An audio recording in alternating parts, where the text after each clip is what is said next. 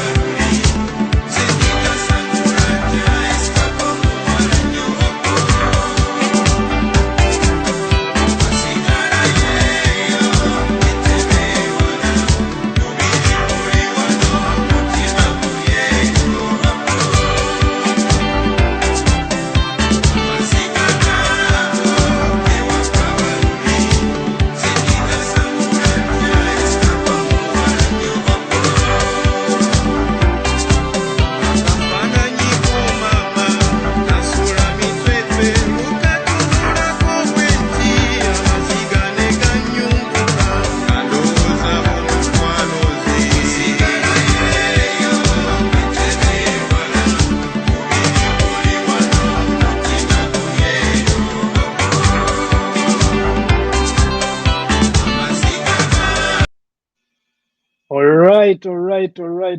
Welcome to the state of the nation.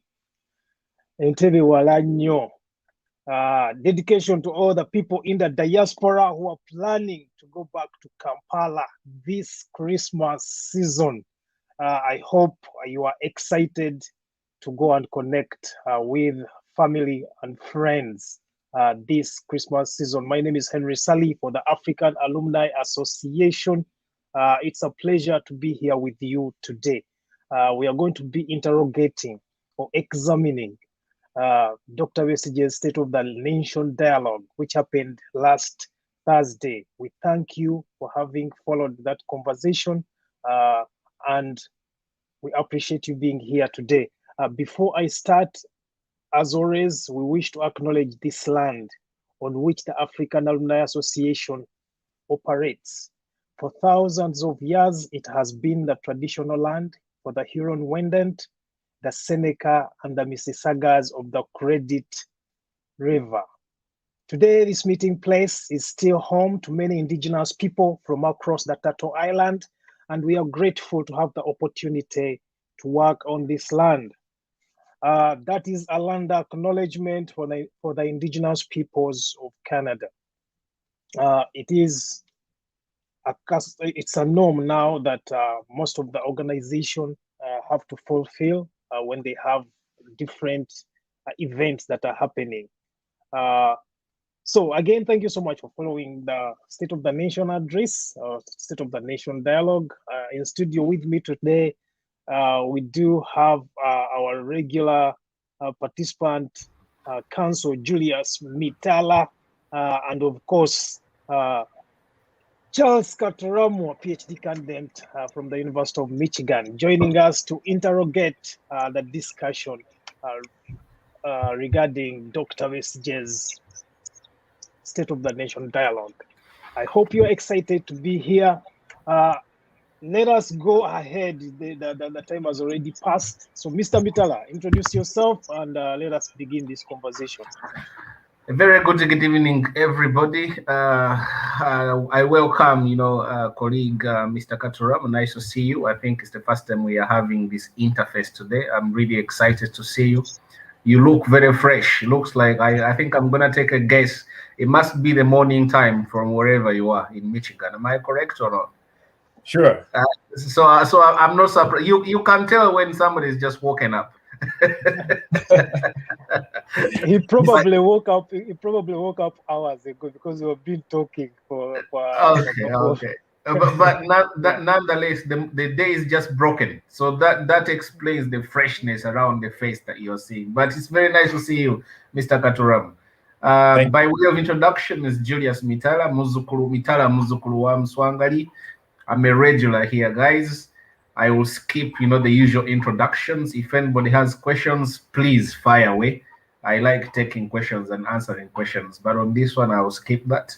I am sorry, maybe it's me who was delayed in the beginning a little bit. I got a little bit stuck because, Sunday there's been a bit of church and there's a few other things, and then trying to make the journey from church back to home and the traffic and so on and so forth. When people cry about traffic in Kampala, they don't realize that traffic can be a nightmare here. The difference is that we cannot we cannot jump the traffic lights. And I wish I really could jump the traffic lights. But that's a story for another day. But I'm glad to be here. And continuing on, from the discussion we had on Thursday evening with Dr. Colonel, retired Colonel Dr. Kizza Besigye here, getting to understand, this concept, the new concept, the new kid on the block, the red card front. I think right.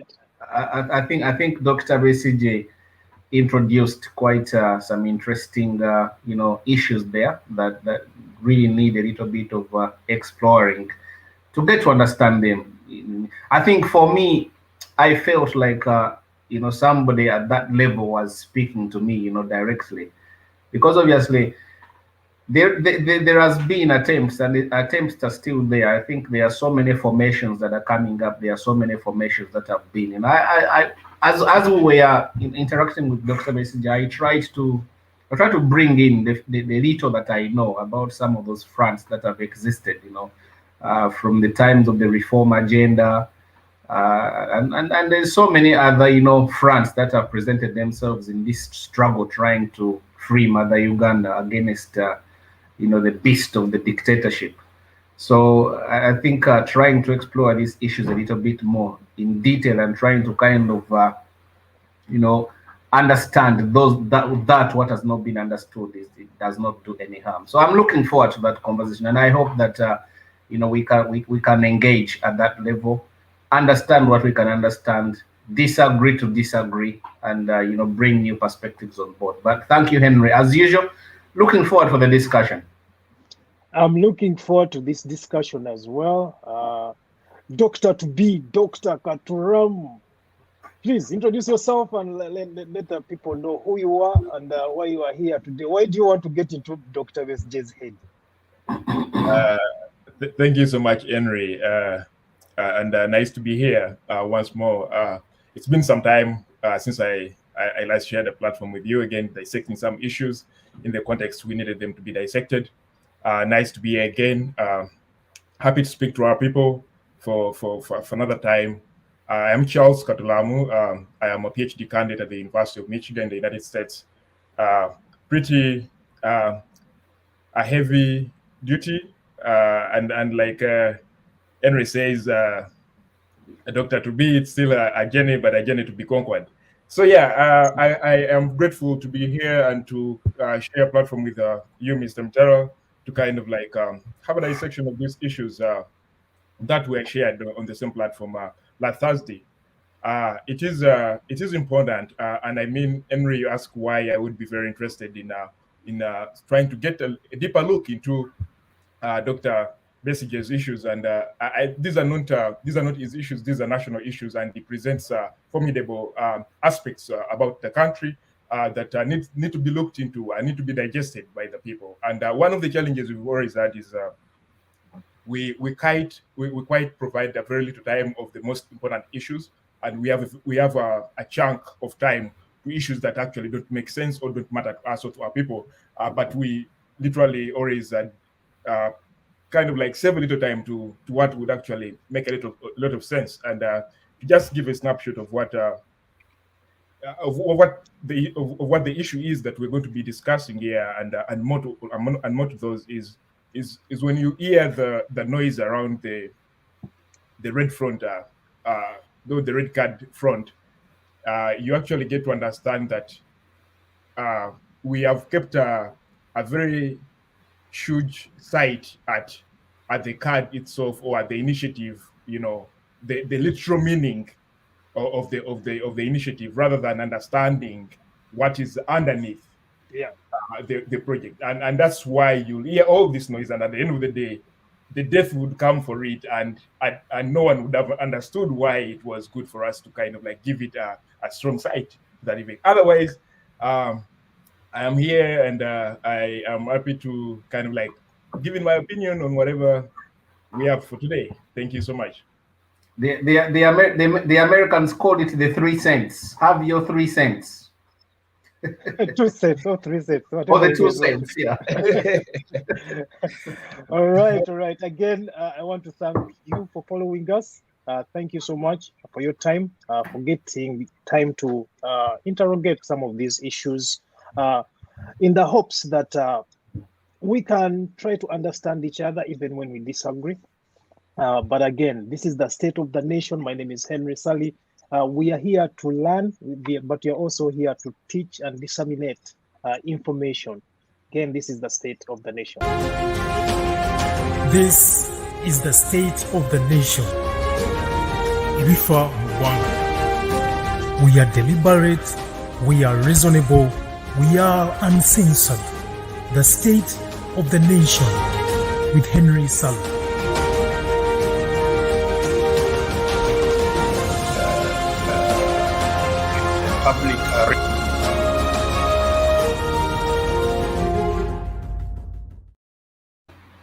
All right, let's delve into the conversation. In introduction, this is what Mr. Besigye said. So what we are going to do is, I'm going to play a clip of Dr. Besigye, and then I'm going to press these guys to tell me what they are thinking about. What did he mean by that? Is he telling the truth? Where isn't he telling the truth? Do we have evidence to whatever we are alleging? But again, these are all opinions. We are interrogating Besigye's submissions, but we are also trying to interrogate our own thinking about issues. So possibly most people have an idea who I am. Originally a medical doctor, trapped in politics because of the troubles our country has gone through. I was at school during very troubled times. The first government of post-independence government was overthrown. I was in Kampala in 1971. Most of you, I believe, were not born by then. And I was in Kampala in 1979 when that government of Idi Amin was also overthrown. I was completing my university education. And, you know, we were very excited at that time, and we thought that Uganda would have a new beginning, but it was not to be. That transition of the UNLA fell through. But it was during that time that I got in some way involved with the politics. I had never been political at all in my entire life. In fact, not only political, but I had never even been involved in any form of leadership activity. I never was a leader or sought to be a leader as a student at all throughout my entire education life. But after university, we thought that maybe it was worthwhile trying to add our voice, at least to add my voice in the reshaping of the country post Idi Amin. And at that time, I joined that's when I joined a political platform, a new political platform that was, in fact, originally thought of as a third force, because as you may know, at independence, there were really two forces, the UPC-KY alliance and the DP. And in the course of time, of course, KY was, you know, destroyed, and by 1980, it had not been available for a very, very long time. Though in 1980, a new party, maybe along the lines of KY, which was the Conservative Party, was formed. But still, there were really two protagonists in the politics, the DP and the UPC. And some of us young people who had never been members of any of these two political forces thought that maybe we would do well with the third force that did not have the baggage of the pre-independence politics and the immediate post-independence politics that had polarized the country rather badly. And so we were thinking of a third force, and the third force idea eventually crystallized into a political party that then Mr. Museveni came to lead, which was called the Uganda Patriotic Movement. And I therefore, in 1980, subscribed to that party, campaigned for it, and as you all know, that election was very, very problematic. In fact, very much similar to the elections that we have had since. And so the military was very much involved. And it was during the campaigns, in fact, that Mr. Museveni said, if you continue using the force of guns to cause a political upset, we shall fight. Some of us did not understand the implication of that, but after the 1980 election was rigged, and it was definite, it was in fact not a rigging, it was overthrown. The election was overthrown because the day after the election, Paulo Muanga, who was then the leader of the military commission that was running the country, went on radio and announced that he had sacked the Electoral Commission, and that all the powers of the Electoral Commission would be exercised by himself, and that he would be the only person to announce the outcome of the elections. And he went ahead and announced whatever outcome he wanted. And so we were extremely disappointed, but I went back to my ordinary life, except that it was disrupted shortly thereafter when now Museveni and some of his people went to the bush, which I had no knowledge about. Some of us who had supported him became victims, and I was one of those who was arrested in 1981 early, tortured very badly, got out of jail by sheer luck. Many people I was with in jail have never been seen again. And that's how I fled into Kenya. but a very annoyed person, determined that I must do something. I was going to die without having done anything wrong at all, and that therefore maybe I should die doing something to permanently have a country. Put our country on a sound footing where citizens have rights and where we can be treated with dignity. So eventually, after about 1.5 years in Nairobi, I went and joined the Bushmen, and we went through that war, which is a horror story. It was a very difficult situation, but by the grace of God, we. Right. Mr. Katuramu, why don't we start with you? There's a lot that Dr. Besigye talks about in this introductory remarks. Yeah. First of all, he describes himself in his own words, who Besigye really is.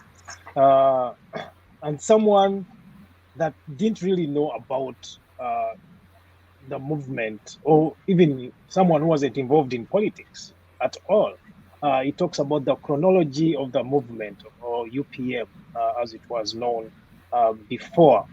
And then he talks about the issues surrounding elections, the 1980 elections, some of which are continuing in all the elections that are coming up lately. What did you take of that introduction? First of all, his introduction of himself from his own mouth, because the people have already, certain people have a picture of who Besigye is, but here he was telling us who he really is beyond the television sets and beyond the sound bites, the news sound bites. What are your thoughts on that? Thank you so much, Henry. And so to start with, that's it's very important to know, that kind of history. If you want to take away a man's consciousness, you take away their history. So once we have that, then we can understand where most of these events are coming from. But for me, like you say, my greatest takeaway is on the issue of why that kind of formation. Yeah, why was there this formation? And you see, he mentions at the beginning. He mentions that when they went into this election, before even anything came out, Mr. Museveni communicated that in case of any otherwise, we should be able to carry up the guns, right? Yeah. And you can actually see this that I think and Dr. Besigye acknowledges they did not know what this meant, yeah. Right? But they were following him, and at that option they had nothing but listen at whatever he said, pick out what they could do with, and leave what they couldn't do with to rest. And of course they had hopes. But for me, I believe Mr. Museveni honestly knew that this was not going to turn in his favor. And what he wanted was a justification to move, to move into an uprising, to move to carry the guns, to move into the bush. That's the justification we wanted. And fortunately or unfortunately, the then government managed to swiftly give it to him. They managed to sail it through the process and give him the exact justification that he needed. And but as I said, the most important thing now here is what we should be caring about most is why go, right? When they went and what they did and the outcome of what they did, maybe put aside. But now why they went and you talk the reasons here are all, you see, the atrocities of the then government or the then regime. You hear about folks who never knew about Mr. Museveni's plans, but because they had aligned with him or affiliated with him during the political campaigns and everything, like Kizza Besigye being sent into exile, but after being tortured and all that. So you see it that you actually have a government that is stamping on their people, forcing them into exile, torturing them, some being killed, and then which justifies Mr. Museveni's movement into the bushes and everything. So why I care about that most is like you said, these are some of the things we are seeing today, right? So if this justified the action for the then leaders to go ahead and trample against the then government or the then regime, then why is it that after 36 years of interest of the authority and power to the same people who thought that the then regimes were awful to human rights, were awful to the lives of Ugandans, are actually witnessing, you should say, the return or kind of the same thing. Yeah. And by the way, Dr. Besigye said that in that election, the 1980 election, only one person was killed. Besides the fact that Mr. Mwanga overtook or hijacked the elections, but there was only one death in that election. And in the recent election, we have over 60 people killed. We have that are not accounted for, and we are good as a country. We are moving on, and no one went to the bush, right? But we have thousands, we have thousands still in prison, right? And no one has gone to the bush. So I think for the current leaders or the current political aides not going to the bush, or the current opposition powers not going to the bush, or not getting guns against the current regime, is important, and it is kind of like informed by what happened before, because the earlier opposition going to the bush, or the Mr. Museveni's side of formation. Formation going to the bush, they actually did not solve the atrocities that we had in the country, right? So, as current political parties or political formations in opposition of his regime, I think then you can also realize that probably getting guns over him may not solve the atrocities in the country, right? So for me, that's where my utmost interest is. So why did they go? And if they went right, whatever outcomes came out, or whatever outcomes were as a result of their going, but why do we still have the same atrocities, right? And anyone will tell you, because we have had a problem of the legitimacy. So they need to build a legitimacy into a country, and thinking that there could be no one better to take over from you, or there could be no one better to serve the country as you've served it, or as you would wish to serve for it. And I think there is a very strongest desire for these leaders to implement certain progress of a country and their ability to do so.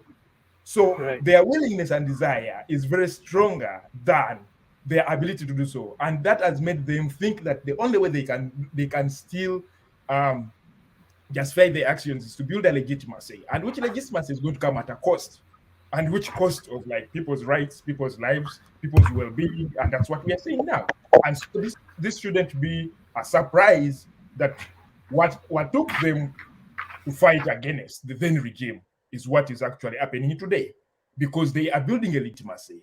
They went ahead to destruct legitimacy that they are built over the last 36 years, and that's why we are seeing the same atrocities. So I think it is a question of leadership. It's a question of it's a question of trust, and this is what has happened over times in their formation, right?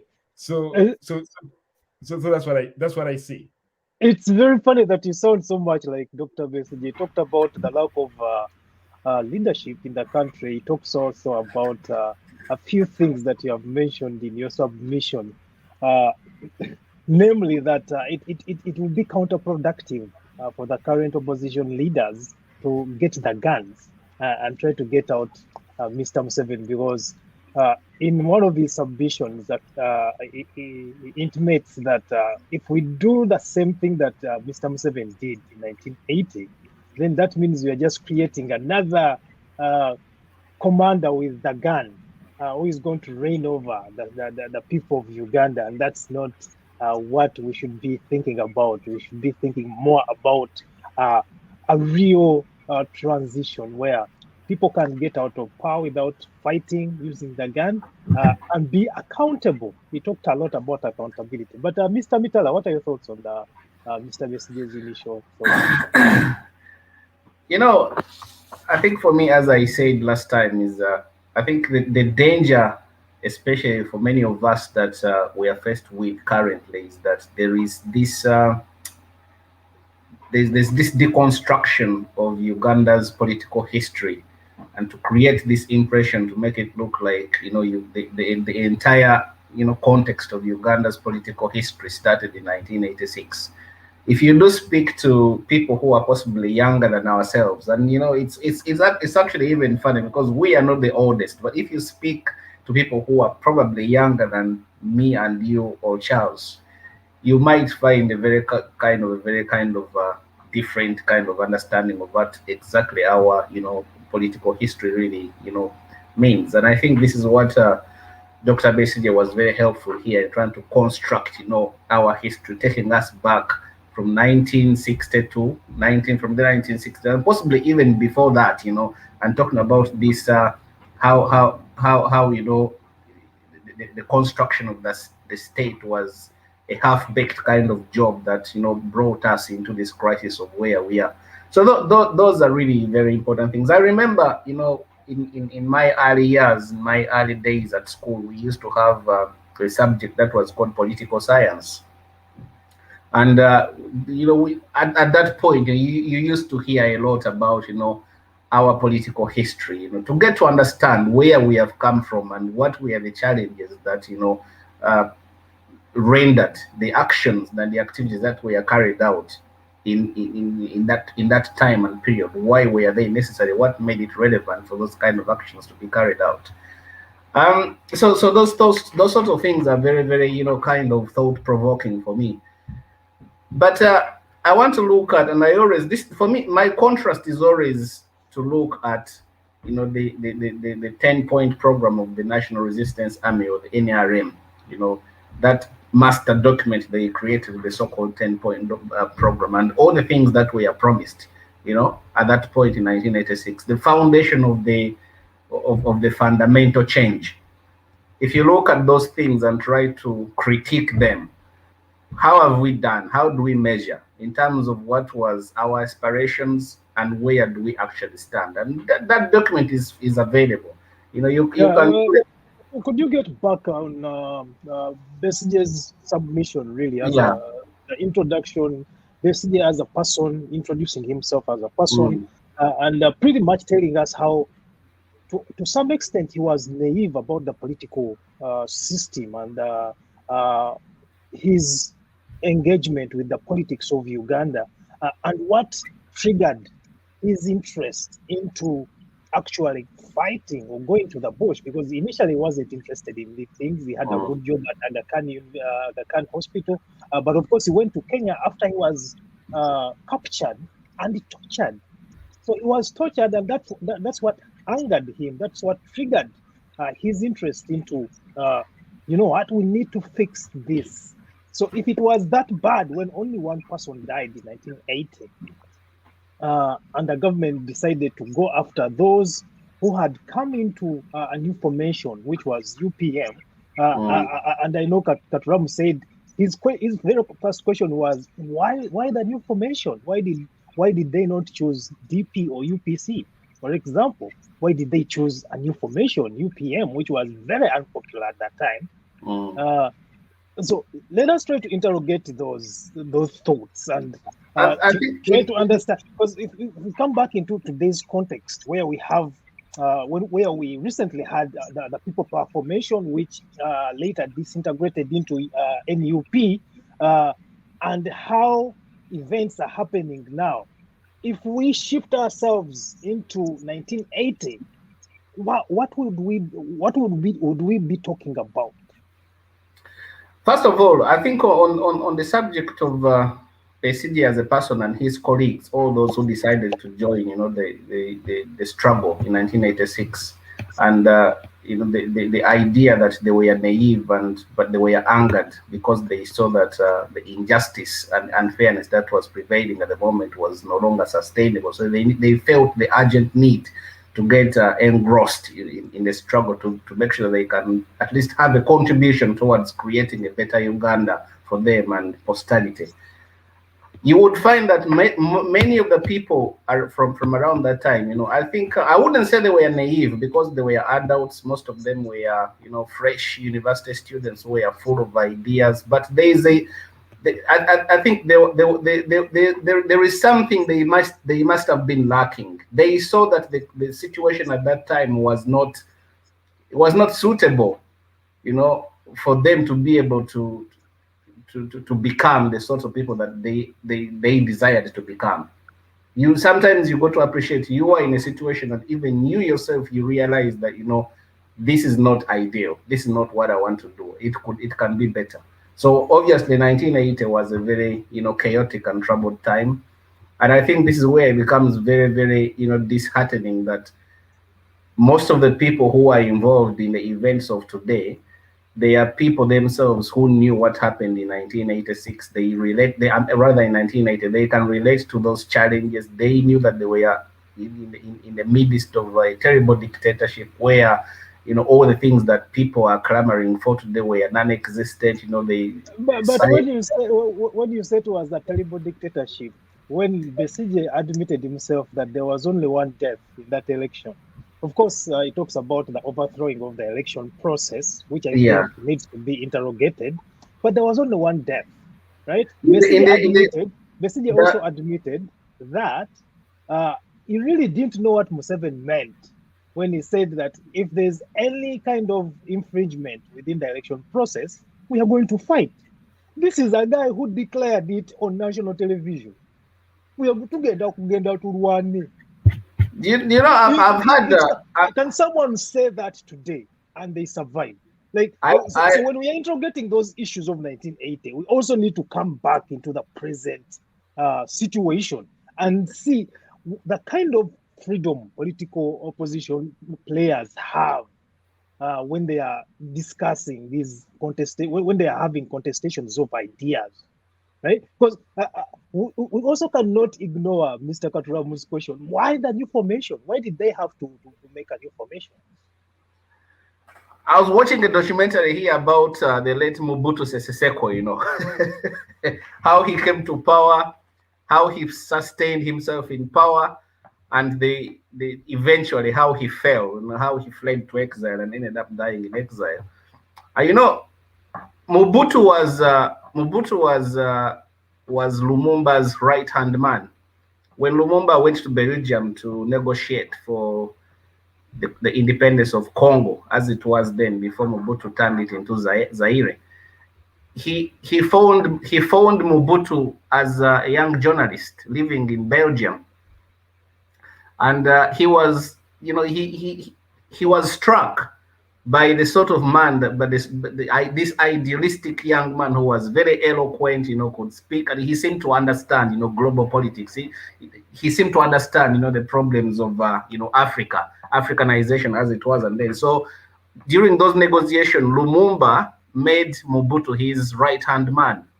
And the events that followed on from there, when they went back home, 1960, after the Congo had become independent, Mobutu was given a very, important job in the new government. Only 6 months down the road, he carried out an assassination. He carried out a coup, overtook the government, sacked the prime minister and the president, and all that. He assumed power for himself, and he ended up murdering Lumumba. And then the events that transpired on from there, they were very catastrophic, So I think there has been people who have suggested that possibly Dr. Milton Obote was a very lenient man with Mr. Museveni, because he knew about him. And you cannot tell me that as president of the country at that time, and the entire intelligence kind of network that must have existed at that time, that they didn't know that the current president, Mr. Museveni, then was thinking of, or was actively, engaging himself in acts of, subversion. But and even Obote himself, when he has been seen, when he has spoken, he has regretted not having taken the actions that he should have taken as president at the time. But I think he was a lenient man, and possibly he was more democratic than what people have thought other than the contrary that has been painted. Because Mr. Katuramu, despite all that was going on, he allowed the conversations, to go on, Mr.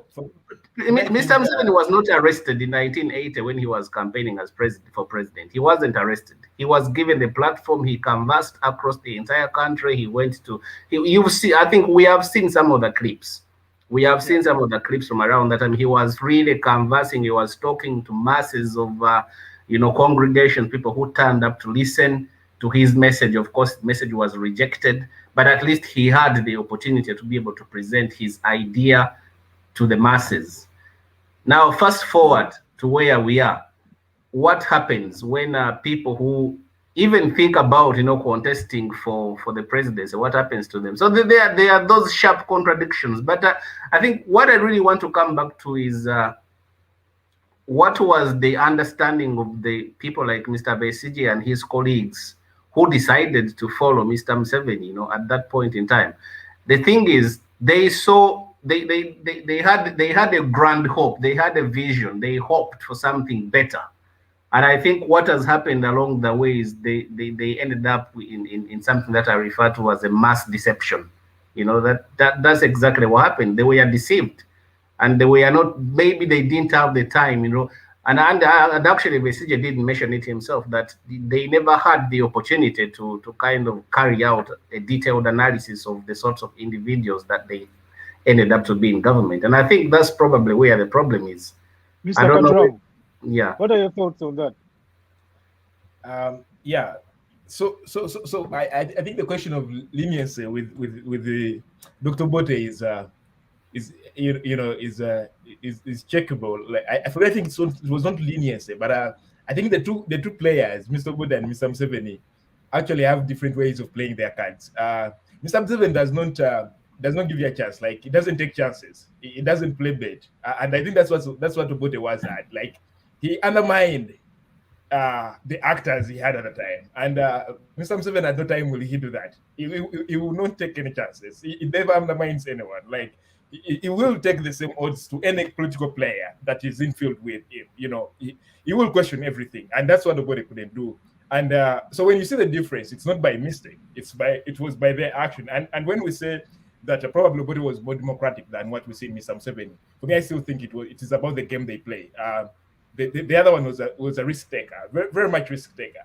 And you should be aware that I think that's why Mr. Museveni is so a rationale to just destroy the old guard of the nation, because he knew when even if we went through the national army to topple the then government, we would still be toppled in a few.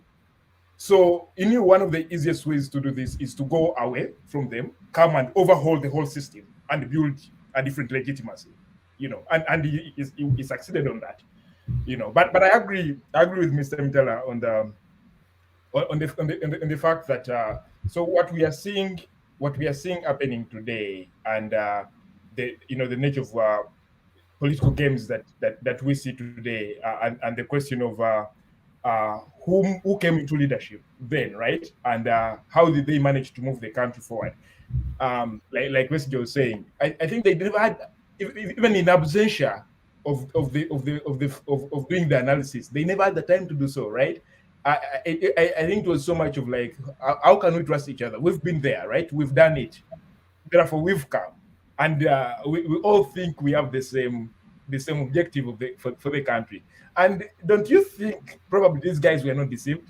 For me, I think they just had their trust into this one basket, and it was not a game of like deceit. I think they never had the time to actually interrogate what was actually going to be going on over the time, right? And they were caught off guard in the along the way. They got their eyes open along the way.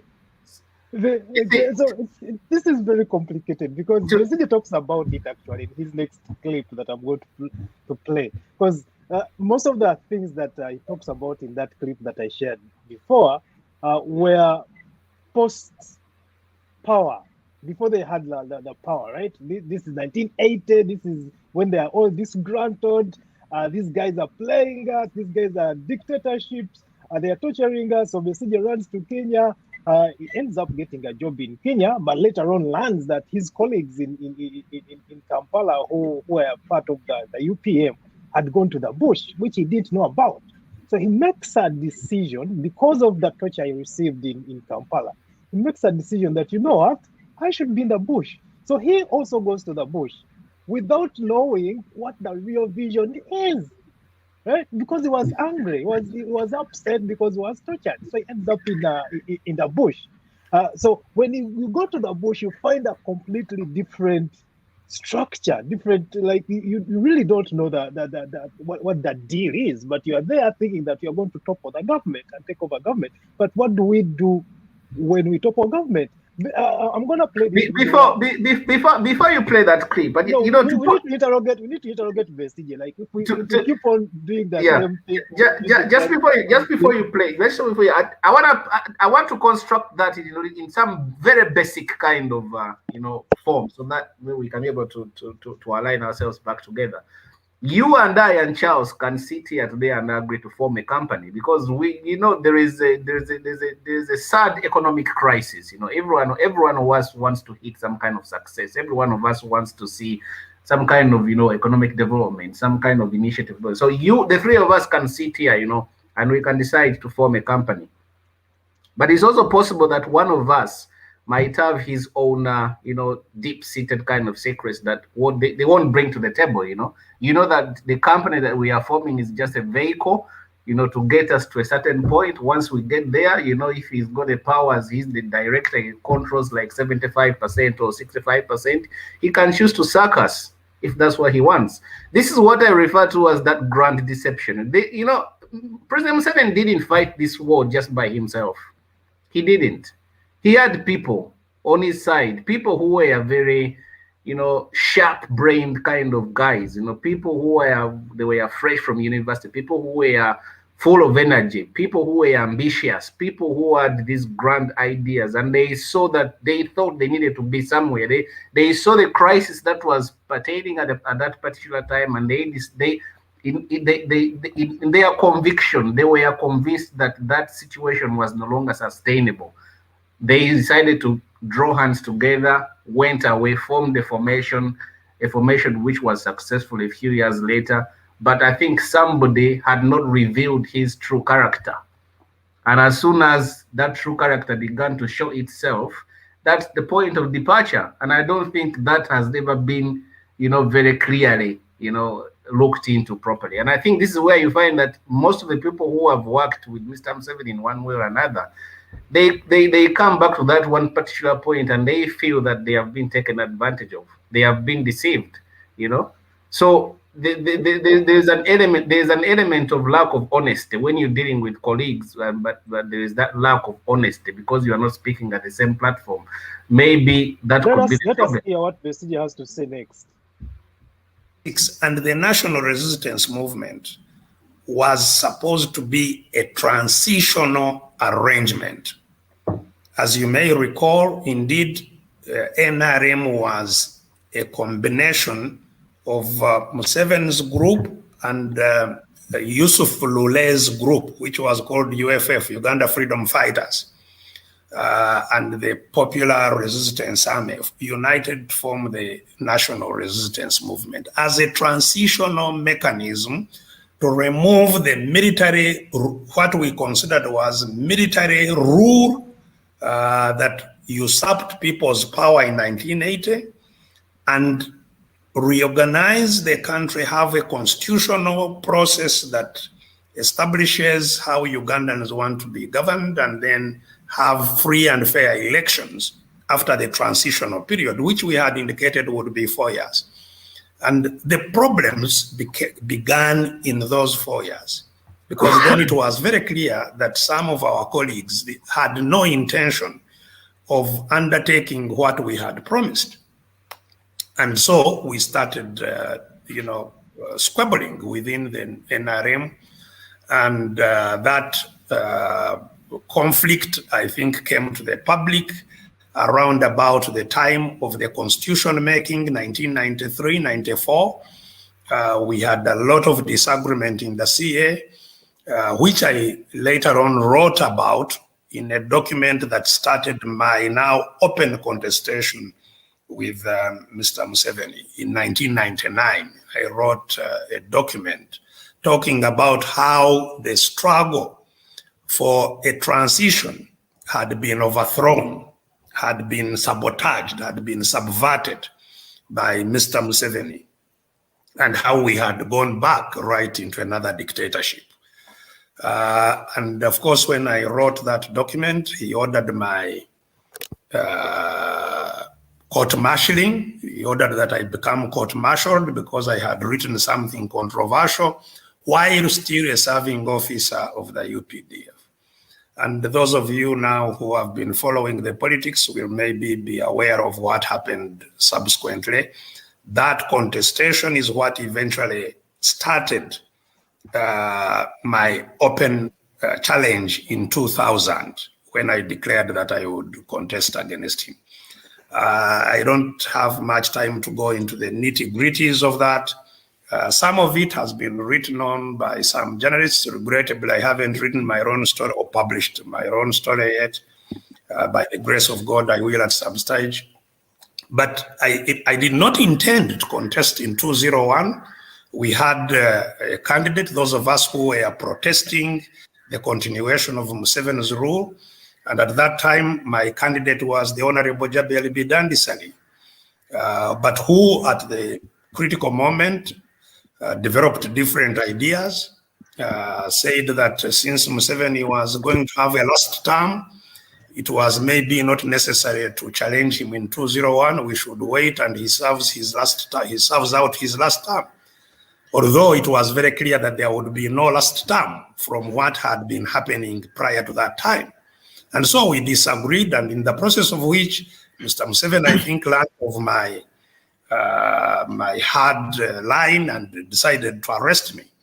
And the declaration that I was going to contest against him in 2001 was actually to preempt the arrest, so that he arrests somebody who has already publicly declared that they are going to contest against him.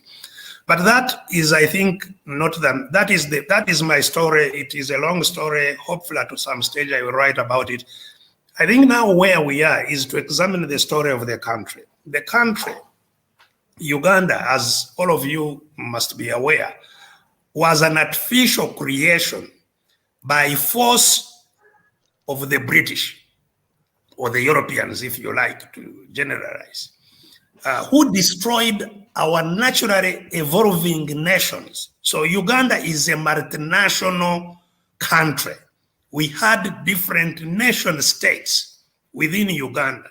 These nation states were forcefully, were destroyed, were overrun, and a new artificial state called Uganda was created and run, therefore, by force for about 70 years by the British. We became subjects of the British monarch. We lost our citizenship and became subjects of the British monarch. Now, that's where, if you want to understand the situation we are in today, that's where you must begin. That, first of all, our nations were destroyed. They are still there, but they were destroyed. And if we want to pick up our pieces, we must relocate there where Uganda comes from, because we did not become a nation by consensus, by... Okay, so there are so many things, there are so many issues in this clip to interrogate. First, it talks about their falling out within the 4 years after 1986. Now, none of the people knew that there were even infightings within 1986 and 1990, right? But there were infightings. The 4 years that the 4 years that he talks about of transition, where they realize that, where he realizes that there might be some lies going on. He also reveals that in that clip. Then he talks about Jabeli Bidandisali. So Mr. Mitala talked about working together. Of course, people work together. And in his one of his submissions, Mr. Besigye talked about the three strengths that Mr. Museveni has. which is being someone that plans long term. Is a very good planner. He plans long term. Is consistent and works really hard. But also number 3, he uses people to get his stuff done. So, Mr. Katuramu, I know there are so many issues. I apologize that the clips are really long and they have so many things that need to be interrogated. But what are your thoughts on that clip? Right. Thank you, Henry. So, for me, I think there is some sort of like laxity when you come to terms with, you have a civilian, someone who's been a political leader, aspires for presidency, and it doesn't turn out as he would wish, and he prepares or makes an arrangement of the military, to overturn the country or to overhaul the country. He becomes successful, and then you think you're going to talk about this concept of returning power to civilians. You see, you need to understand, so the genesis is, I am a civilian and I need this power, right? And I have failed to get it in a civilian way. Therefore, I make an arrangement, I go into a militarized platform, right? And I have gotten the power, and now you're telling me that we give it back to the civilians, and this is the talk that has been around, the coups that we've seen happening. Apparently the West African talk of General Mwambadi Doumbouya, Kanu Mwambadi Doumbouya, talking of returning power to is it the Gambians? I mean, isn't he one of them? Isn't he a native? Isn't he a citizen? So with this talk of returning power to the Gambians, I think typical lie, and which has been a lie over times within coups and within military rule or within military overhauls that have been happening. So for me, I think the whole idea, there were shared ideas, fine, and like, for example, Dr. Besigye shares like how their thought was that this is going to be liberation for the whole country as a whole, to overhaul, to do with the military rule, right? To kind of like reform the country, right? And I think that's what they shared, but they did not know that one who brought them together had their own agenda from day one, right? They had their own needs, and they forgot to internalize the fact that before the conversation about reforming the country, there was a need of the presidency of that country by someone. So the question would then be, was the conversation of reforming Uganda as a country from military rule, was it a conversation before, for example, the 1980 elections? And was it a conversation led by Mr. Museveni? Yeah. So if you could answer that, probably a no, then where do you ever expect to trust the process of talking about overhauling the military rule of a country that actually someone has been part of? He was part of that military rule. Okay. Right. And then you start putting him in those conversations. I think for him, he realized, what do they want to know? What do they want us to share? Right. And what he wanted as an individual was not something to be sellable. It was not something sellable to these people. So he had to connive with their shareable desires. Fine. However, his individualistic. I have my own as well. Yeah. Exactly. I have my own. Yeah. Before you talk about overhauling the military rule in the country, I have been part of that. Fine. My interest has been to become the leader of the country. And we now use the military to overhaul the current regime, and we come in, and then you talk about transforming the country. I mean, I'm already there. I will transform it in the way I want it. So for me, I think there was that lag. There was that lag, and you cannot blame them. You cannot, because regardless, these conversations, I think, the issue was trust. The issue was working together for a common goal, which they all thought they could achieve, and they never actually got signs of pushbacks from Mr. Museveni. He was welcoming of all these conversations, right? He was welcoming, so you could never see a sign of like pushbacks at times. So, and of course, that's how we see them parting ways after, definitely, of course, Dr. Besigye realizing that what we actually thought is different. it's fortunate or unfortunate that the other colleagues maybe saw it and they came to terms with the reality and they decided to just settle in. Right. While others saw it later, or they thought that probably they have a better chance, and that over time when they realized, oh no, we actually do not have a chance, it was late probably for them to think otherwise. So you have a conundrum that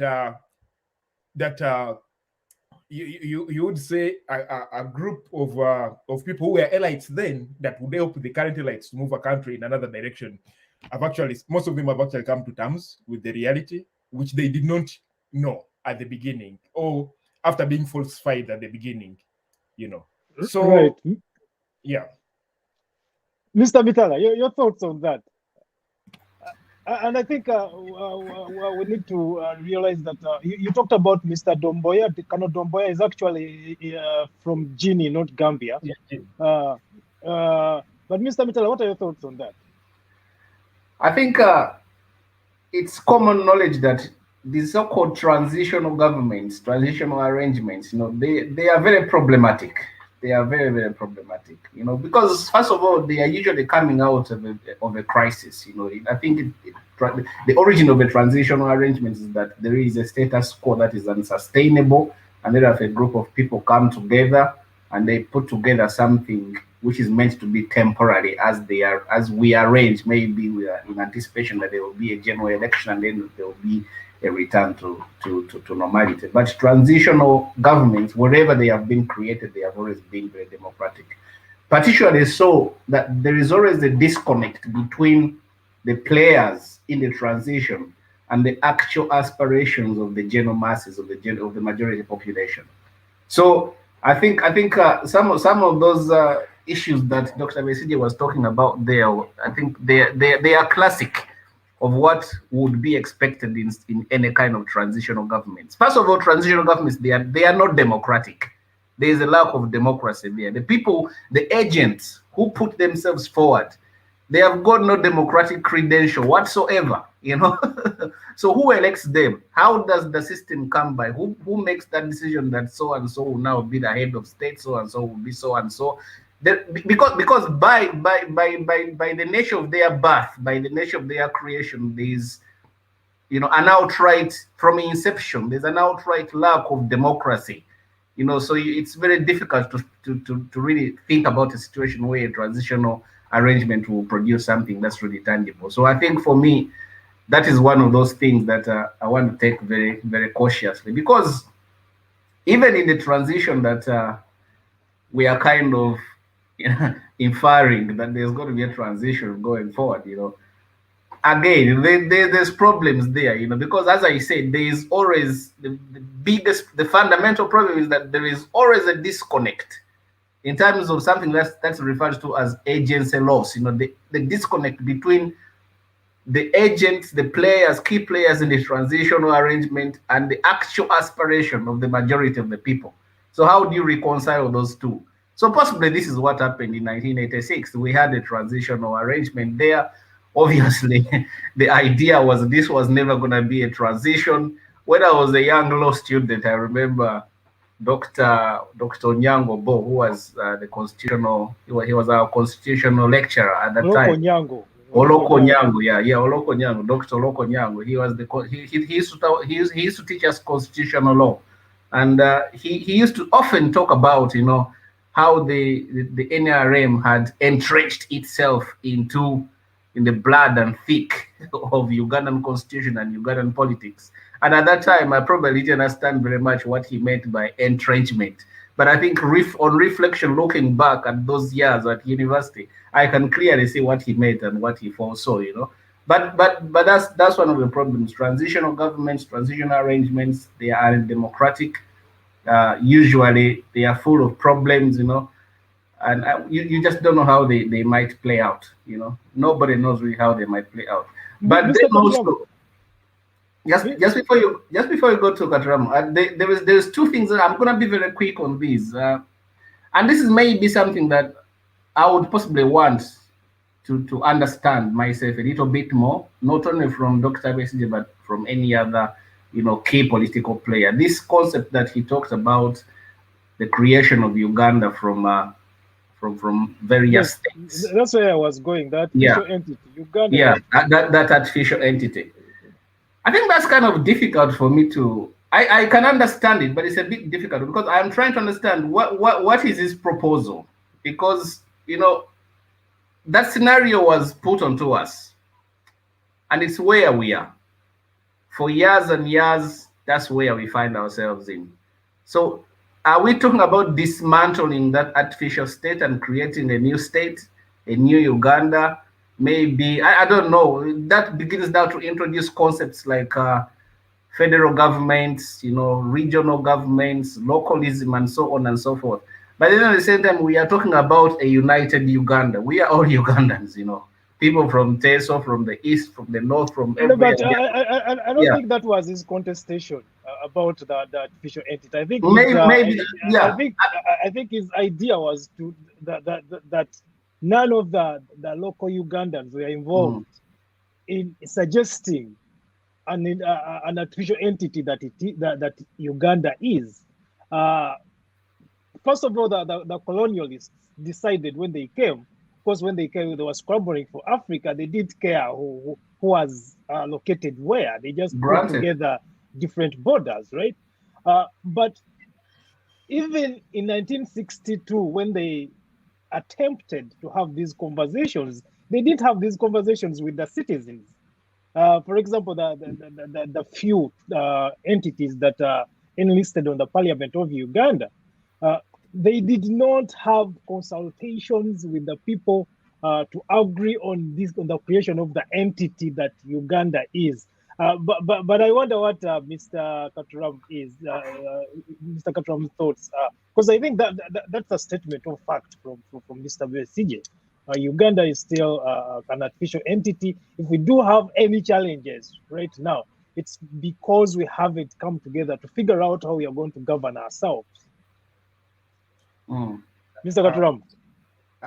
For me, I think what Mr. Besigye says, and what he mentioned in that regard, that for instance, where the colonialists left us in '62, we never, and we bring it well, we never, we don't have a voice, or we didn't have a voice of the Ugandan nationals, the citizens, to see like the new direction of where the country was going.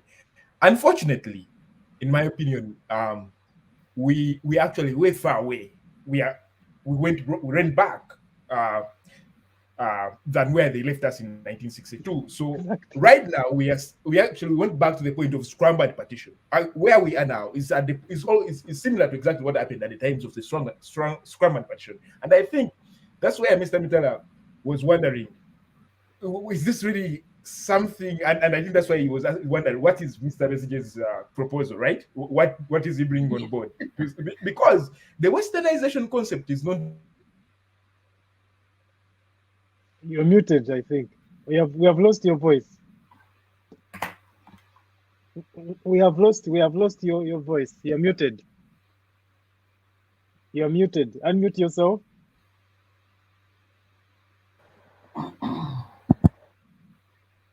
Unmute yourself. Speak. I think we're not good. Yeah, you're good. So, what Mr. Mitala was suggesting that, or was wondering whether Dr. Besigye really has a proposal about this initiative. Yeah, is a good question, and we should be asking ourselves about this, because I do not think we are going to get rid of the westernization policies or powers. Like, we are losing you. You're muted again. I was saying that unfortunately, where we think they left us, we're actually backward. We are way far back. We are still at we're back at the point during the same times of like partition and scramble. When you see what's going on now, and regardless of who takes up the leadership of the country, regardless of which entity is in power, regardless of who has the authority, the westernization question is going to remain very strong. Right. And I do not think it's going to be very easy for us to turn it around. And if you ask anyone about Uganda's transition, apparently, maybe from one leadership to another. And the weight that carries, and the weight that the turnaround of the westernization conundrum carries, I think you better think about how you can transition from one leadership to another in Uganda than think about the westernization conundrum. You know what I mean? That is true. It is That's really but I something think that is, what Mr. Besigye if we is started trying to discussing challenge about us- it, it is really something that we may not be able to grind to look at where should we go from now and how are we going to handle that issue. Because whatever is happening around that is really, it seems, and even today, no one no national is brought on board. And what, Henry, you were trying to describe here or explain, that where we part in 1962, where we part of what we thought our country was going to be. My question is still, do you think we are part of what we think our country is going to be tomorrow? But that's We what are not. Besigye is trying to say. You know, Besigye is trying to say. we are not part. No, we are not.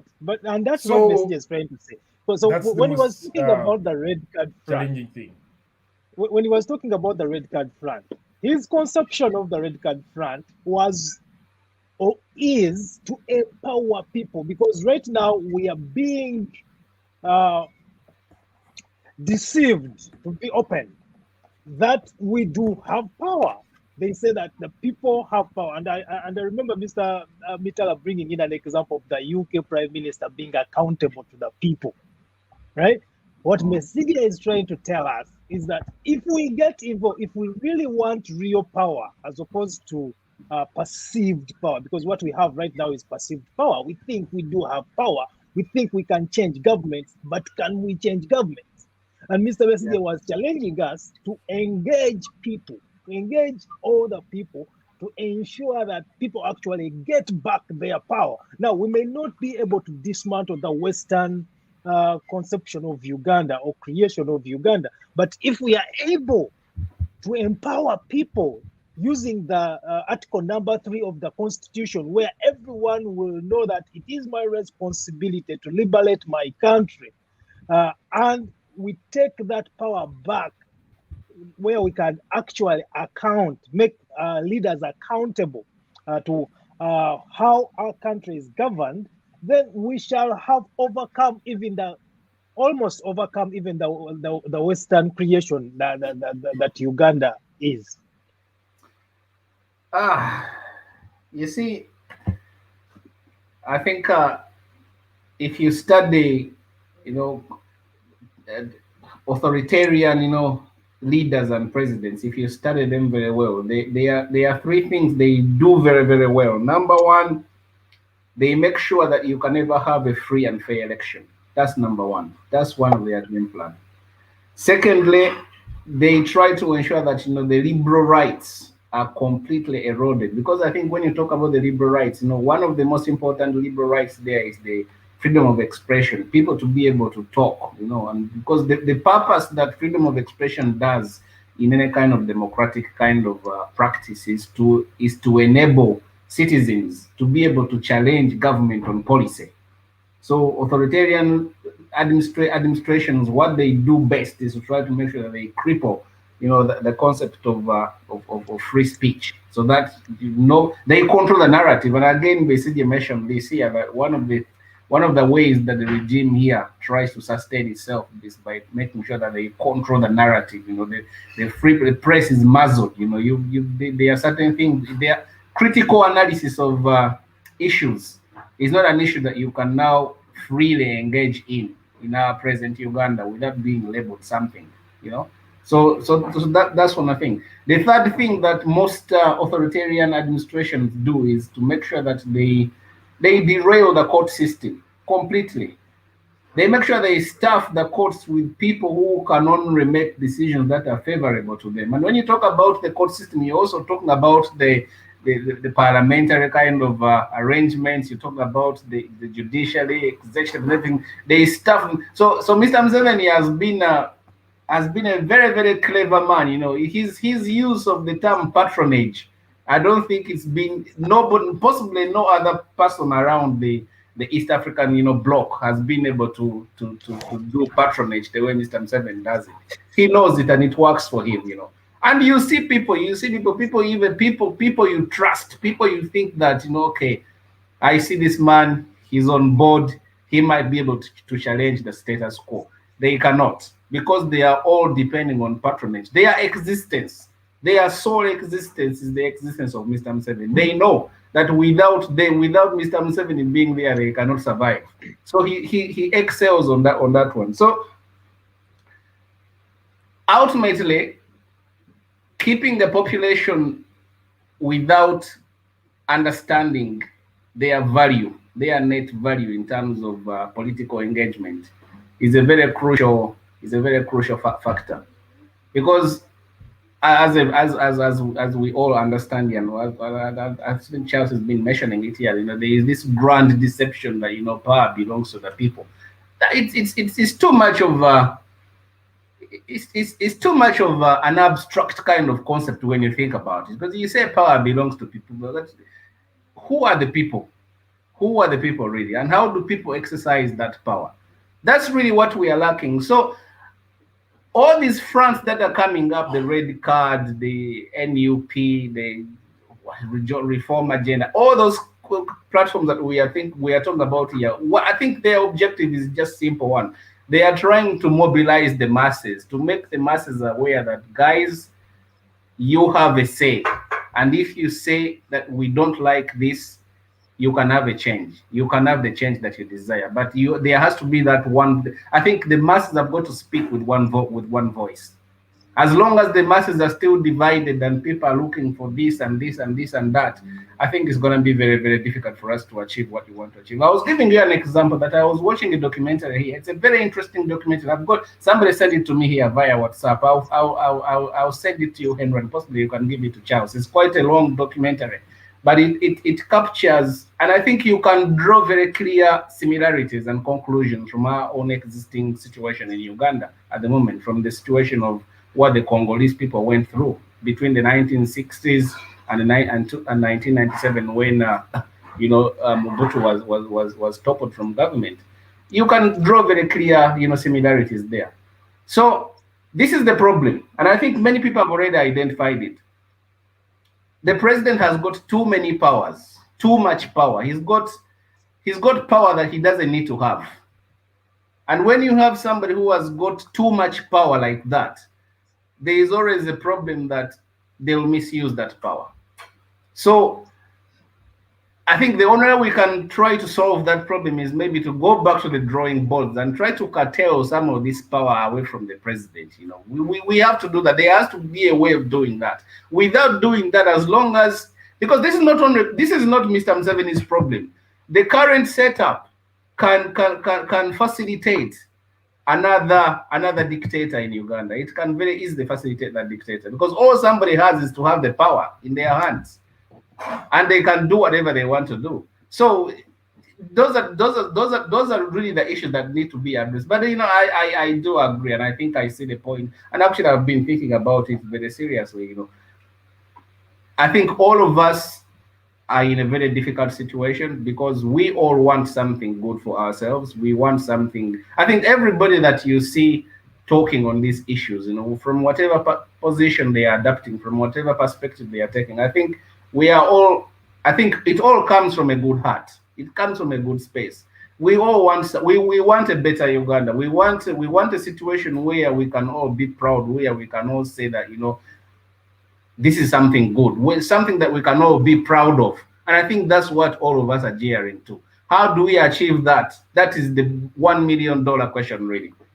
That's the $1 million question. Mr. Katuramu, earlier on when you left the studio, I was intimating that one of the reasons why Mr. Besigye is mobilizing the red card front is not necessarily to dismantle the Western conceptualization of Uganda as an artificial entity, but indeed to empower people, try to involve them in the decision making of their own country. Because in one of his submissions, he actually said that if we do not wake up and take charge of the decisions that are being made in our country, indigenous Ugandans, that's why he kept on referencing the initial creation of the artificial entity Uganda.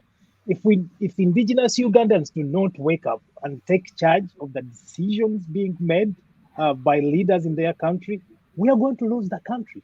We are going to lose the country to people who think more critical about issues than we do, because they will come and take over the country. And what will happen to indigenous Ugandans is the same thing that has happened to indigenous people in Canada, to the indigenous peoples in the US, Australia, where we shall just become a subject of affirmative action as opposed to being real decision makers in our own lands. I don't know what your thoughts are on that. I agree with you, and I agree with Dr. Besigye that initiatives like the Red Card Front is not to kind of like overrun the westernization concept, but to empower the people, to make them have a say, to empower their actions within what's going on in the country. And that one I agree with totally. And I also acknowledge the fact that if that's not happening, then I mean, if you don't act where you need to act, someone else would come and act in your home, right? So that I agree perfectly. But now the question is, and I know Dr. Besigye thinks about this, and it has been around him over the times. The question is, are the people we think foresaw, are they ready to take up what we think, right? If you're mobilizing these energies within these people, are they ready to accept these energies and realize what you would think they would realize from these energies? That's a question to answer. And for me, I think as Ugandans, we have over time been totally entangled, obstructed, diverted in many ways, and when such initiatives come, you actually see them die of, even when their initiatives are not made, just because of the diversion we have and the destruction that happens within Ugandans. But also, this is not a very, we shouldn't look at Ugandans just as Ugandans, like just as people. We need to understand what would work for them, why they may not, why can they be easily diverted, right? So why are they easily distracted? Even when we think that something could be helpful to all of us, as like Besigye say, that you have those are captured, and the captives and and those are those who are all are responsible for capturing. Yeah. So understanding that this is helpful for those who are captured, or you could call them the captives, is very important. Understanding what works for the captives is also very important, right? So unfortunately, even with such objectives, you realize that what actually does attracted mostly is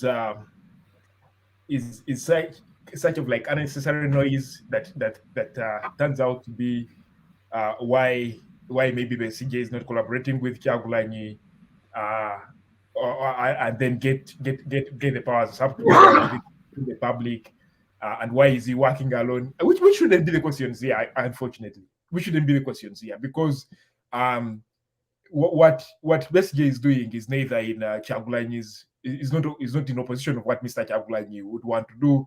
Neither is what Kyagulanyi's platform is running for the country is not against what Besigye would wish for Uganda. So for me, I do not actually see that. But why do you think they would be more interested in that than the actual objective of the whole formation? Now, this is where you have to understand that the captures, or those who are capturing, are also non-seated.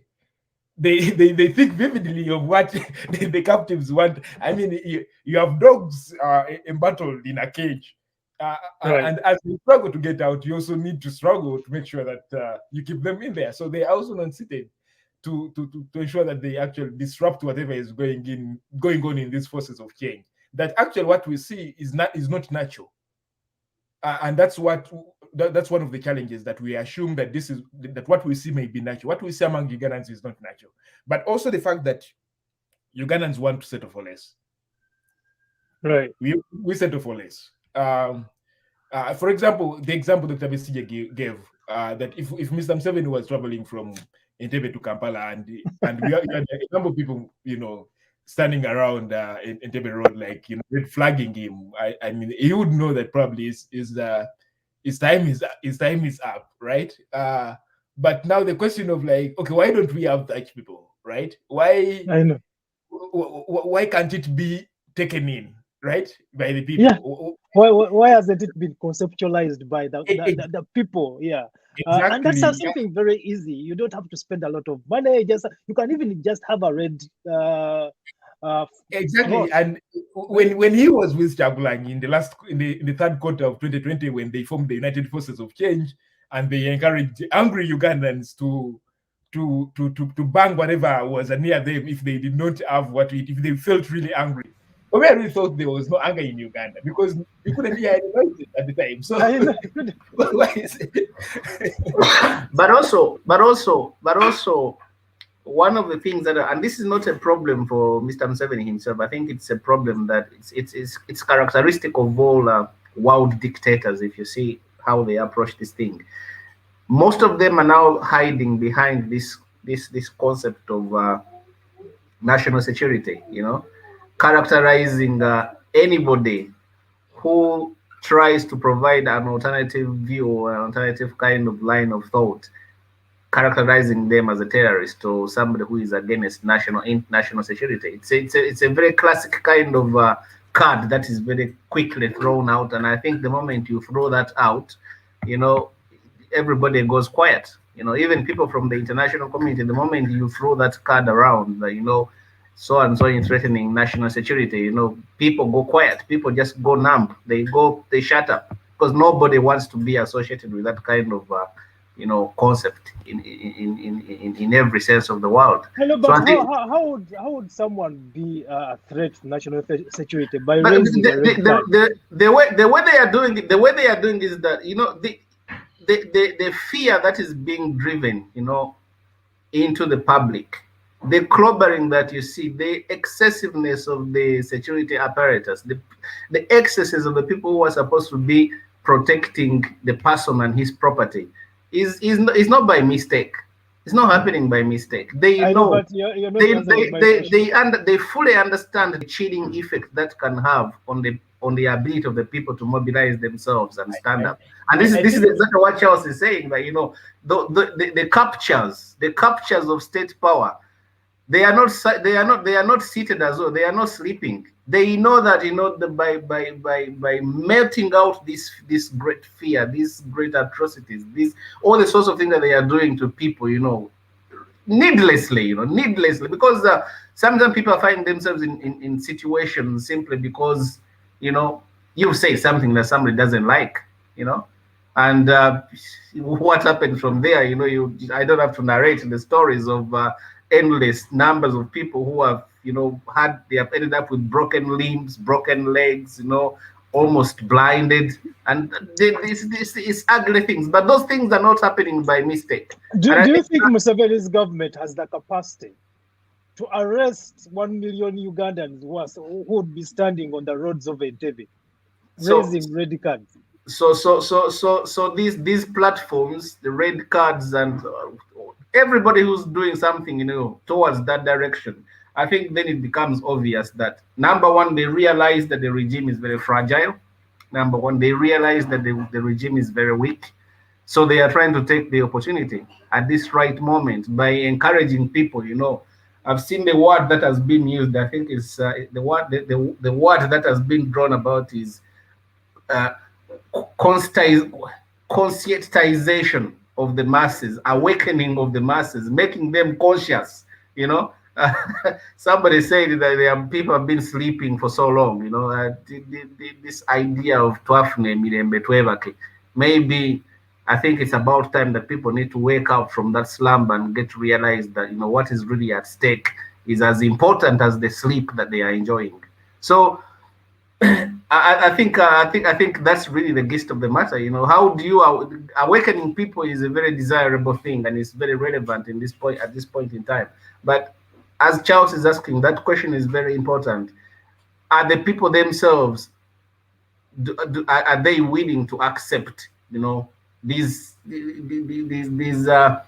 unpleasant kind of consequences that might arise out of them being aware and being awake?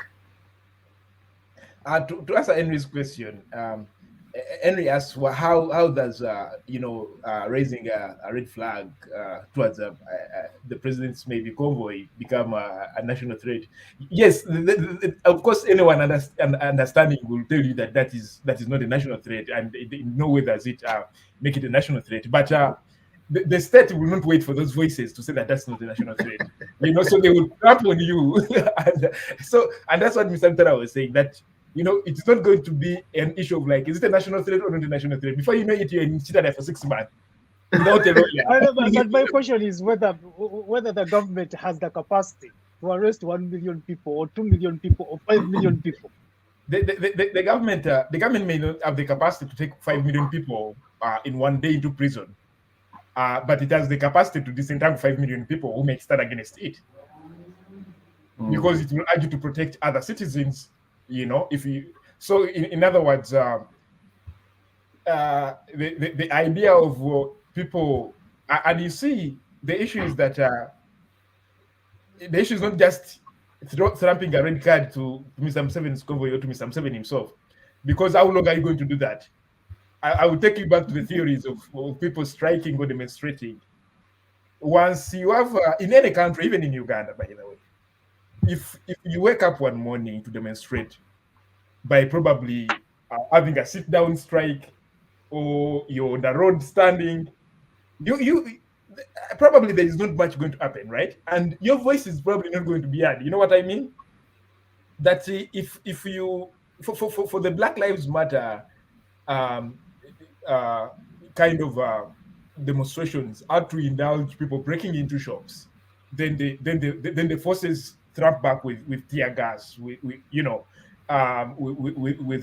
sprays. And this has been seen in universities, even in Uganda, for instance, university strikes that happen. You have university students kind of like running up to move beyond the university premises, to cause maybe heavy traffic and whatever. And then that's when you see when you see forces kind of tramping against them. So simply because when they decide to sit along the university roads, no one will care about them sitting there and being burnt by the sunshine from morning to evening. You know what I mean? So how long are we going to have Ugandans tramping red cards to be some sevens going along with the road, whatever?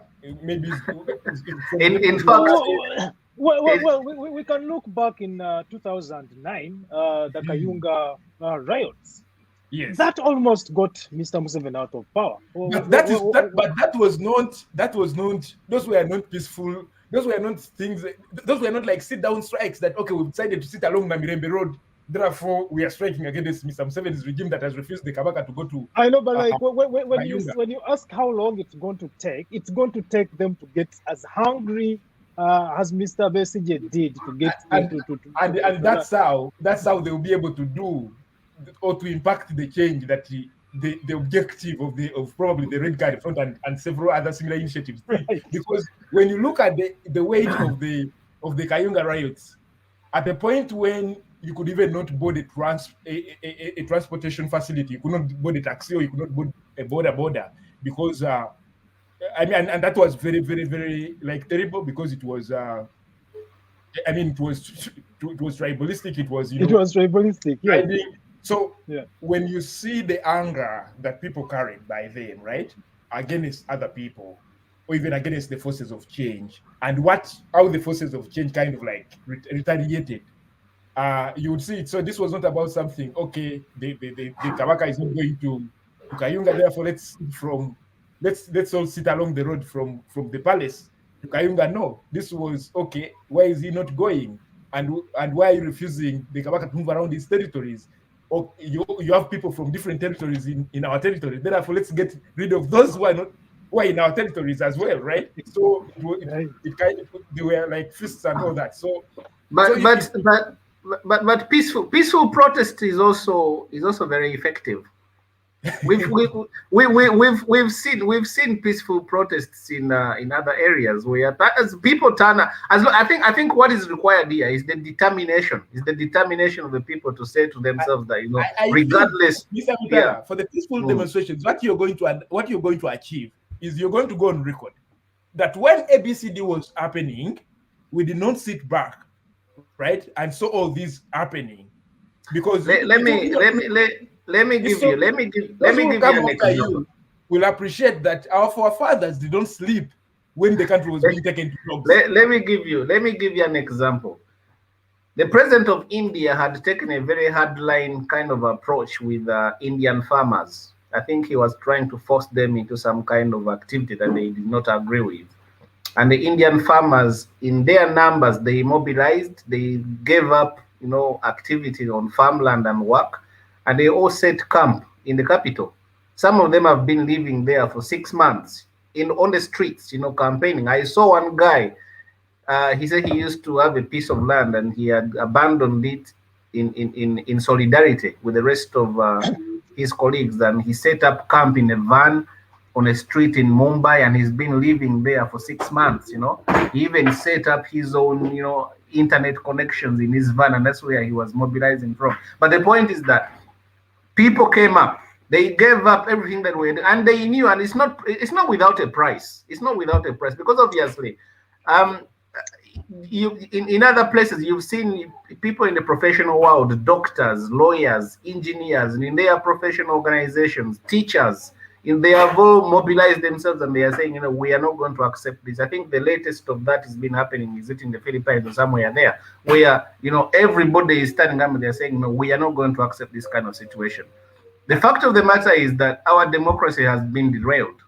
There's no question about that. I think everybody, these are not questions that are for debate any longer. Everybody knows that the situation that Mr. Museveni has created is just unsustainable.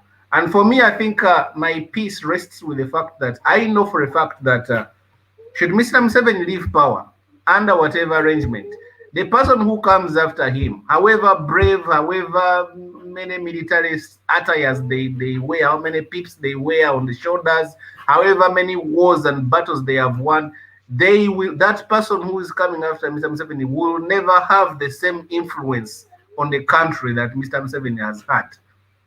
So but maybe that might with that same kind of structures and system, you don't know that. You can't tell. No. I think there is an underlying there's a general atmosphere of frustration, and people are fed up. They just don't know, and I think maybe this is why sometimes these fronts are necessary to be there, because they kind of capture the mood, and the feelings of the people. Because I think the general feeling, around the country is that people are just not happy with the current, existing situation. Many won't say that for obvious reasons, but majority of people, they are just not happy. They are not comfortable with it. Economically, socially, their well-being, the quality of life, this concept that some people have got, the gap between the rich and the poor. I was reading an article where somebody was saying that, there is no business person who can survive in Uganda on their own without some kind of state patronage. That's what somebody was saying. And you are talking about businesses. Now, if corporates are beginning to feel like that, they are feeling the heat that the local wananchi are feeling, that the local people, the peasants, the farmers are feeling, then it kind of demonstrates for you that, there is that general underlying atmosphere, And I think for me, that's where my confidence is, that the person who comes after, in the transition, because definitely we are talking about a transition. There's no question about that. Mr. Museveni is not going to be. People can lie to themselves. They can dream. They can be in their Sambaland and dream and say 2026 or whatever. But Mr. Museveni is not going to be there forever. He's not. I think there are some obvious lessons that can be taken from elsewhere. Well, he may not be there forever, but he might be creating a military monarch, especially now with Mr. Muhoozi in the conversation. But Mr. Katuramu, what are your suggestions? And again, those successions. Let us give some. Never very successful. Let's give some time. Thanks, Mr. Mitala. I agree with most of the progressions he makes, and to start with, yes, we agree that Mr. Museveni is not going to be here forever, but now the biggest problem, and for me this is what actually worries me, is what next. Even if we decided to go away tomorrow, the what next is important, because if you do not have a proper transition, if you do not have a proper relation with who comes next into leadership, who takes over the authority next, then that becomes a huge challenge to the country's development. And in that format, what I think is saying, what Mr. Henry is saying, that if he may not be here forever, but what if he creates up a military monarch? And you see, that's the biggest problem now. That for such interests, we are actually likely to see a worse Uganda than now, right? Because at least you can try to deliberate on the current state affairs of the state. You can try to voice something, but when it gets to that point, all that will not be possible. It will be more of like, I'm protecting what is mine. I can't share what is mine, and this is what is mine. Yeah, okay. So we have lost Mr. Katuramu. He will be joining us shortly, but I think that is something we need to interrogate more closely. Actually, the issue of creating a constitutional monarch, and I know many Ugandans are banking on the fact that, you know what, Mr. Museveni is not going to be here forever. He could die tomorrow, and there's going to be a transition. But what kind of transition is it going to be? Especially now that the Mhozi project is no longer just a project. It is becoming a reality. You can see people putting on T-shirts for advertising Mr. Mhozi as a potential replacement of his father, and I think that's problematic. Welcome back, Mr. Katuramu. If I was in Uganda, I was going to say that they called Airtel, but anyway. So what I think that where we are going is the biggest problem to worry about, and the biggest condition of our country to worry about. And we should care much. Actually, even Mr. Museveni should care much, because the issue is not just about the conversation of, okay, you've taken long in power, therefore it is time for you to move out. But we also understand, we acknowledge that, okay, you have done something, right, for the country. How are we sustaining those efforts? How are we sustaining those achievements for you? How are we sustaining that capacity that you have built within the country? And that is important. It's very important, more than anything else. Yeah. So if today you can be able, if you go ahead in class and learn, you be a star for that class as much as possible, and you cannot reproduce the same thing outside, maybe in a testing center or an exam, then you are a star for nothing in class. Yeah. So regardless of what Mr. Museveni has tried to do, if himself, he cannot sit down and reflect on that and try to understand that. And you see, there is no way we can get Mr. Museveni out of the conversation of the transition and for a peaceful, not just a peaceful Uganda, but a just Uganda, a Uganda that is suitable for everyone. Tomorrow, we cannot get him out of conversation today when he's still alive. The only way he can be out of conversation is when he's dead. But if he's still alive, we can't get him out of the conversation. He has a strong contribution to what Uganda has to be tomorrow. Right. Yeah. And so, regardless of whether they are building a legitimacy, regardless of whether that would be their best interest, they need to understand that even a legitimacy, for it to operate, you need to have a sustainability plan.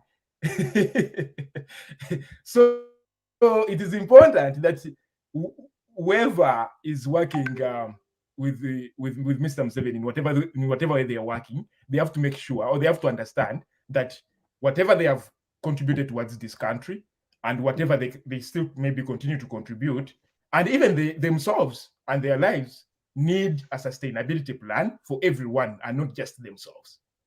So it's important. Right.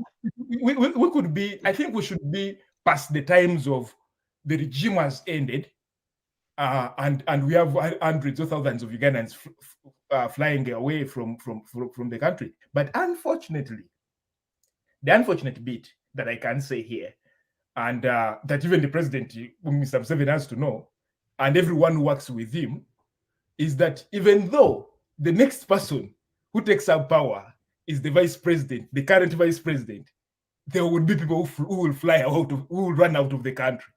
That's the unfortunate bit. That even though, and now you have Mr. Mose in the conversation, his son, and you have Madame Janet in the conversation, his wife. That even if tomorrow you have Mr. Mose as the president, there will be a majority of Ugandans who are currently working with Mr. Museveni who will run out of the country. That's the unfortunate bit. Yeah, let us hear more about that conversation about that transition, and specifically in reference to Mr. Muhoozi being in the picture. Let us hear what Mr. Besigye is talking about that. That was subverted, that was also overthrown, in fact. That is what I wrote extensively about in 1999, how that process was subverted, was overthrown. Nonetheless, the 1995 Constitution contained some elements that could, to some extent, salvage it. It is those elements that have since been destroyed. The term limits which could have ended the presidency of the person who took power without election, Mr. Museveni, because Mr. Museveni took power by force of arms in 1986. Now, the term limits could have at least ended that and provided the country with the first opportunity since independence to have somebody who is not incumbent, who has not come through force of arms, become elected. That was overthrown. That was, again, that constitution, the pillars of that constitution, the term limits, the age limits were overthrown. And so what we have now is another military establishment that took over Uganda, sabotaged the constitution-making process, sabotaged the intended transition, now governing literally as a presidential monarch. And as everybody now knows, the idea of Museveni being succeeded by his son is no longer in question. Now, so let's go back, let's fast forward to the front, because I think that was the subject most of your audience, hopefully, we are waiting to hear about.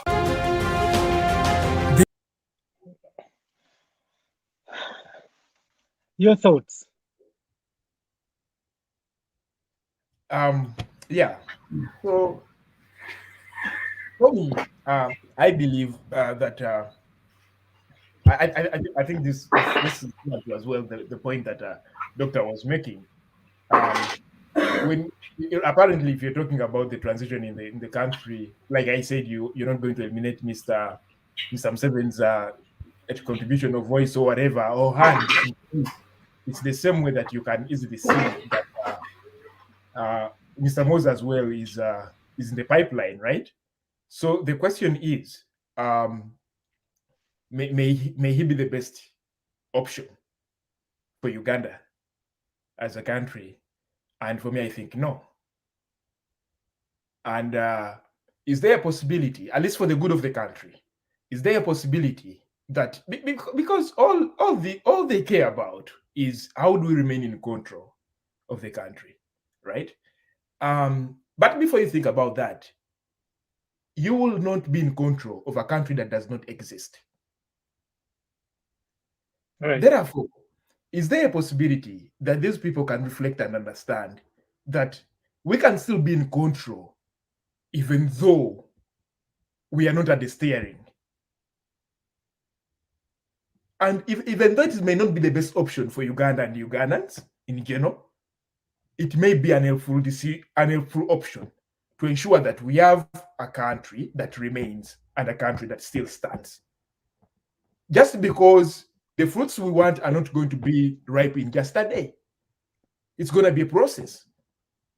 Now, when we're talking about the transition in the country, and like referring to Dr. Besigye's idea that I like most is not just the change from Mr. Museveni to another person, right? But there are things that we acknowledge that are not going well in the country, that even Mr. Museveni acknowledges. If you've listened to him over time on things he has talked about. But if we want to improve those situations, is it just a matter of the person who takes over from him? The answer is no. It's also a matter of the institutions of the country and the country at large. Yeah. And that's the reason that you see that Dr. Besigye is trying to drive to the Ugandans. That's the initiative that he's trying to, the mindset that he's trying to rebuild among Ugandans. So that's the process. It's not going to happen in Snapchat. It's not going to happen by just having an election and we usurp someone, or it's not going to happen by a coup or whatever. You know, it's going to be a process, but a process that acknowledges other people's voices, that requires Ugandans to contribute towards that process or towards the end goal, you know, that we want to kind of like better our country. And for me, that's why I'm saying that even though their kind of interest in building the legitimacy may require them to be in leadership, they can still win that even when they are not at the steering. And that in one way or the other. Yeah, so I guess I'm just that one way or the other may not be the best interest of Ugandans, but not at every point that you get everything that you want in full, right?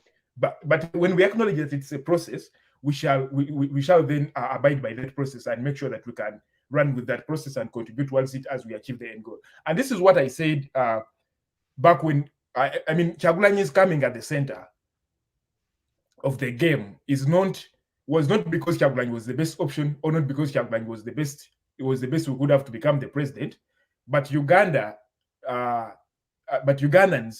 desired to see someone different, and not because Kyagulanyi could do whatever he was saying, maybe, or whatever he manifested, or not even this Dr. Besigye can do whatever he manifests, but actually it can even be worse. I always say this, that the next person to take over from Mr. Museveni can even be worse than Mr. Museveni. Yes. But part of the process of the transition for the whole country and the institutions, the change of institutions, requires one of the things we should talk about, and one of the things that needs our attention as a country is who's next, or who should take over. How bad yes, it is, exactly. And it is part of the process.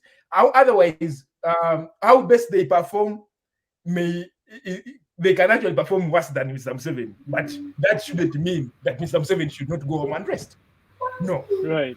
So do you think the NRM think the NRM missed an opportunity in Prime Minister Mbabazi when he came? Because they were all pretty much the same people.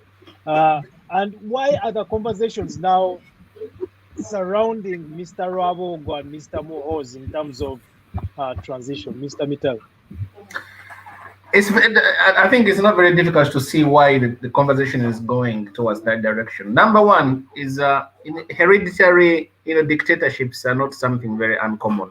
We have seen them happen elsewhere, and I think every single one of them that has been in power, occupying power with the excesses that we are seeing in our own circumstances, has entertained, some kind of wish kind of thinking, that they can get, one of their own to succeed them. But I think for me, I am at peace with the fact that most of these enterprises, they are usually very unsuccessful. So I'm pretty sure that when that kind of situation arises in our context, I'm pretty sure that the Ugandans will reject it. And that's not the case with Cameroon. As I said, it's not a new concept. Hereditary kind of dictatorships is not a very uncommon kind of thing. But even in Cameroon, the person who is there coming after his father is not necessarily having a very good time.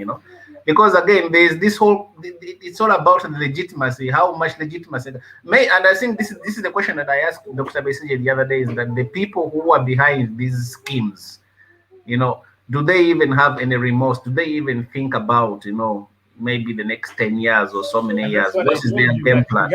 Regardless of whether who takes, even if it was you have a chance of people leaving the country running for their lives. And that's I just want to say that I think, in my opinion, in my humble opinion, I do not think that a son should be held accountable for the sins of his father, And I think we have an example. We have Gaddafi, the junior Gaddafi is now back. He's contesting for the presidency in Libya. Yeah. We saw him signing the papers.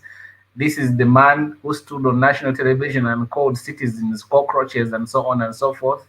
I hope that the people who are concerned, if as Ugandans who are concerned in this kind of situation, that we will never accept that kind of situation and we shall reject it. The consensus in Libya is that the name of Gaddafi appearing on the ballot itself is as divisive as it can be, and the general consensus that he has no chance of winning the presidency. So if he does subject himself, to the scrutiny, there's no problem. I'm sure, the opportunity will arise for us to ask the serious questions that need to be asked. It is kind of pathetic and, really bizarre. And I think it's, and I don't want to say that it's unthinkable, but I think the biggest problem this really presents is that there are people who have really, people who have been hurt, in the last 30 years or 35 years or so. There are people who have been hurt so much. I think there is a need for this national reconciliation.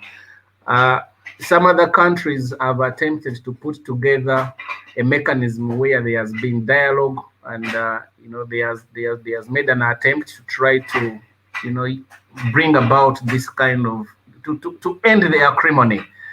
But I think one of the problems that is possibly likely to be faced in our situation is that an opportunity would have been lost, for us to properly put ourselves on a journey, on a clear path for true and realistic democratic practice, if we allow these kind of things to be imposed on us.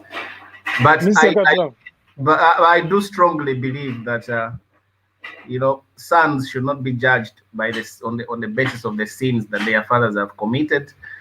If he comes, let him come. I'm pretty sure there will be another Ugandan who will be able to stand up and put forward a formidable kind of challenge. And I've got some confidence and faith and belief that the masses will see through that enterprise, and possibly they will not accept it. The question is whether he's eligible to stand according to the constitution of Uganda. He was born in Tanzania. He may not be eligible now because he's still in the forces, but I mean, he can leave the forces anytime. I know, but he was also born in Tanzania. That's we have to interrogate these things. That's one thing that we may want to interrogate, because if he does not have dual citizenship, probably, or if he's not a citizen of Tanzania, then if he's a full citizen of Uganda, then we may. Yeah, well, what does the constitution say about where a president should be born? Exactly, and I think that's what you were saying, that I think we need to interrogate that. I think also, if you're raising these questions now, or if we are raising such questions, I think he also knows. So if he decides to come up, is aware of what is turning up as his defense in some way or the other. Our constitution has suffered, terrible assaults, I think, in the recent past. So you can't rule out anything. You may just see, an NRM parliamentary majority, erasing that piece of our constitution says that somebody who's not born Ugandan cannot become president of the country. But I think that's easy for them. I think just playing around with the records at Mulago Hospital is way easier for them. but again, if that arises and that's the issue that excludes him from contesting, then so be it. Then the question is solved. Then the question doesn't even need to be asked, because then the constitution will be clear on that. It's just the same way as the question of your academic credentials. What do you need to become a member of parliament? You need to have A levels. You need to have this certain sort of qualification. If you don't have it, the option you have is to revert to NASA and make yourself a certificate. And then that becomes an issue that can be resolved in another mechanism. But as ultimately, if the question of birth and citizenship comes into play, I'm glad that we live in a digital age now. I think there are certain things that you cannot lie about any longer. If that's the question and that's the position of our constitution, then so be it. The constitution is the primary piece of legislation, and it takes supremacy over anything else.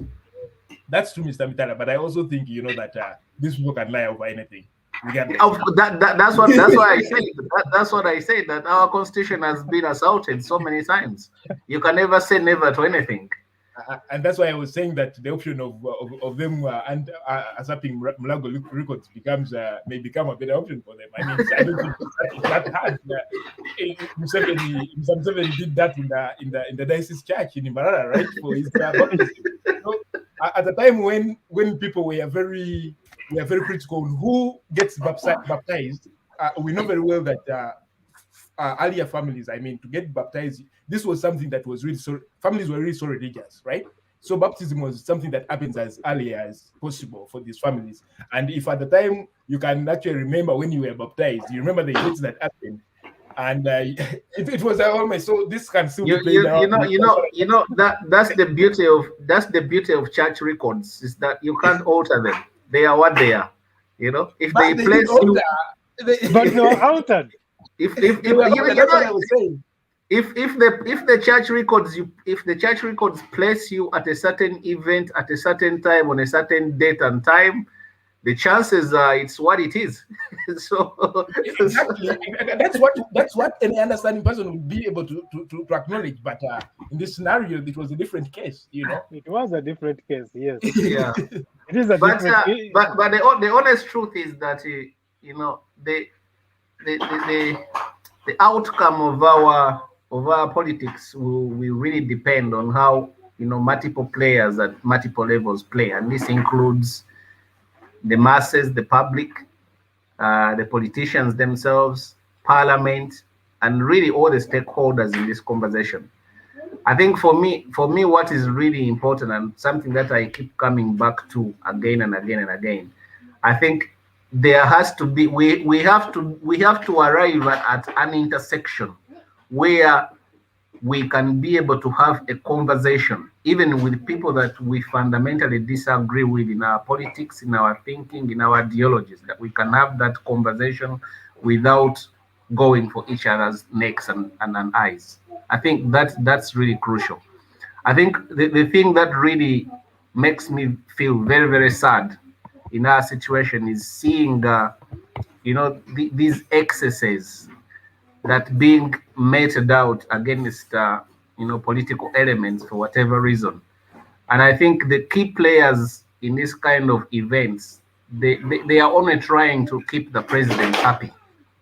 But in trying to keep the president happy, they are forgetting that we are a nation and our interests intersect at one point or another. So that's really the crucial kind of thing. And I think As you wrap up, Mr. Mitala. Yeah, I do welcome these fronts, all the various fronts. I do welcome them, and I try to follow their conversation, because by listening to so many people from so many different directions, I think you are able to consume in as much information as I can, and I think that's what helps you to be able to arrive, at the most suitable judgment for yourself.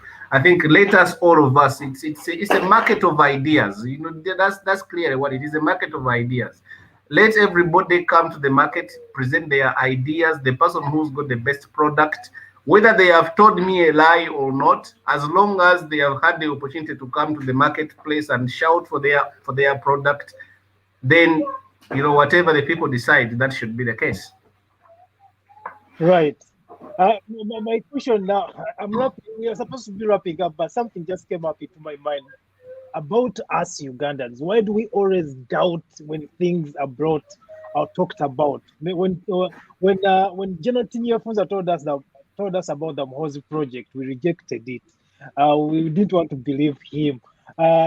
Now it has become a reality, and no one even talks about him or the time when he brought it up. Mr. Besigye himself has written his own dossiers about government and how the system works. Now he has provided this red card front that everyone completely, many people actually, a significant number of Ugandans doubt. They think he's working with the system. Why are we always like this, Mr. Katuramu, as you wrap up? One, for me, I would think I would say that, like I said at the beginning, that those who are in captive considered, right? So, for example, when General Tinyafunza came out on all these issues, whom was it in favor of to kind of like trash all these substances, or so it was in favor of those who were in power, and they did whatever they could do in their best to kind of like conceal the evidence he came up with. And similarly to when you see what's coming up on, for example, Dr. Kizza Besigye's initiative, I mean, all they are doing, and when you see, if for example, you're following up those events, when you see what's all happening among the Ugandans who are, for example, who may be negative against it, who may be saying probably Dr. Besigye is fronted by the government or by those in power, is to create a very unambiguous ground for him and his counterpart Kyagulanyi, right? And when you see all these thrusts that have been thrown to Dr. Kizza Besigye, they actually kind of like creating a dipole between the Dr. Kizza Besigye and Mr. Kyagulanyi's NUP or National Unity Platform, right? And the question then becomes, who benefits? Is it Dr. Kizza Besigye who benefits from that, or is it Mr. Kyagulanyi that benefits from that? So the Mr. Museveni who actually benefits from that. So this is not natural, and it's not happening by mistake. It's arranged. In other words, the attacks you see within the opposition are not natural. They are arranged. And the beneficiary, of course, makes the arrangement because it's going to benefit from the arrangement. So we may see them as natural, and they are not natural. And when such instances come up, of course, you're not going to prevent the waves of bandwagon, right? So you have those who also have preconceived ideas. So when they get motivated by a few who are kind of like influenced or facilitated by the state, then of course you get those bandwagoners that kind of like follow them. But again, at the end of the day, the beneficiary is known, and therefore we could know where those stem from, right? So basically, to wrap up, for me, I think there's a very big issue, and if we are to talk about overhauling our country or trying to improve where the country is right now, from the economy to the political spheres and the social spheres, we need to understand, because now we understand the game, or we clearly see what is happening within those who assumed the leadership, right, of the country. Now we need to understand the nature of relationship between those who are against those who assumed the leadership of the country. In other words, I mean those who are now whom we call the opposition, right? We need to understand them. And it's a very big question that probably needs an interrogation. That the nature of the relationship that is happening between those people explains a lot of what is happening today, not only within the forces of change, but also within the government and what the government does for the country. It is a factor in play. So how they behave, their objectives and their intentions for the country is very important. Otherwise, if we are not straight on that, many Ugandans may be taken for granted at the end of certain decades. You may realize different. And you see, I think now you realize when we say that probably the Dr. Besigyes were not just deceived. It was not their problem, but they lacked time to analyze their agenda that they thought was a common agenda. Now, when we don't analyze the relationship and the agenda in the opposition, then that is going to rely within us as a very big problem. For it, I give you a very small example. In any normal circumstance, and in any normal circumstance, and for someone who understands, you don't need to be a critical understanding person, just normal understanding. For example, in 2011, when Dr. Besigye stood against Mr. Museveni, or even in 2006 or 2000, maybe let me bring it back nearer to 2011.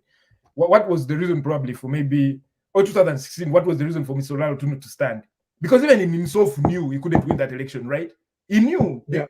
Even if it was only Mr. Otunu and Mr. Museveni, okay? And it's the same thing now we see in 2021.